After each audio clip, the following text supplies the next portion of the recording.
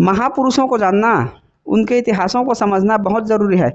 अगर आप एक कंपटीटर हो, आप विद्यार्थी हो, किसी महापुरुष के जीवनी के बारे में आप नहीं जाने, मतलब सोचिए क्या आप अपना इतिहास के बारे में जानोगे, है ना। आजकल के बच्चे अपने इतिहास से पूरे तरह से उनको कोई मतलब नहीं है। स्वामी विवेकानंद युवाओं के प्रेरणा स्रोत बोलते हैं उनको। मैं नहीं तुमको की भावना उन्होंने दिया, मुझे नहीं तुमको,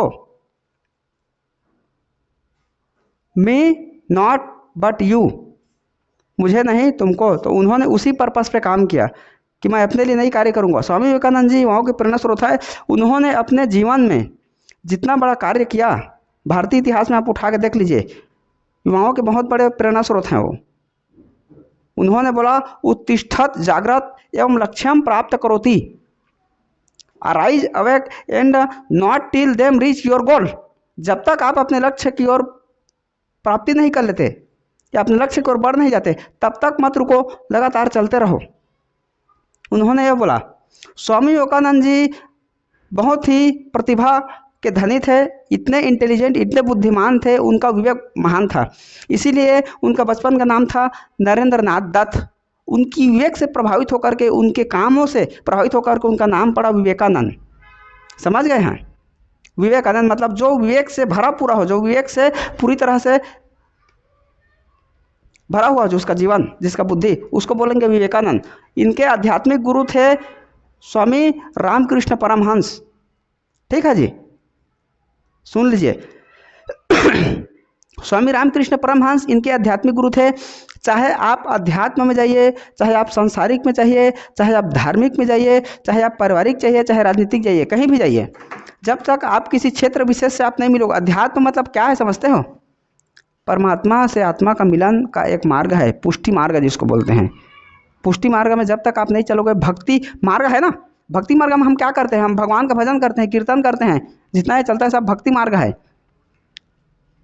तो भक्ति मार्ग के जो कवि हुए, जो साहित्यकार हुए, जैसे रायदास हो गया, मीराबाई हो गए, सूरदास हो गए, सब भक्ति मार्ग के हैं, भक्ति काल के हैं, जिसमें कृष्ण शाखा, हाँ, कृष्ण शाखा को इन्होंने अपना अधिष्ठेत्री माना, उन्होंने उसको अपना देव माना, और उन्होंने उसी पर फिर बहुत सारी मीरा के रचना है, बहुत सारे, है ना। हाँ, मीरा के दोहे, सूरदास के दोहे, कबीर के दोहे, ये सब उसी काल श्रेणी के काफ़ी प्रसिद्ध जो है कवि हैं, लेखक हैं। तो वही चीज़ मैंने बताया आपको स्वामी विवेकानंद जी तो नारायणपुर में स्थित है इनका आश्रम, उसको बोलते हैं स्वामी विवेकानंद आश्रम। बहुत बड़ा आश्रम है।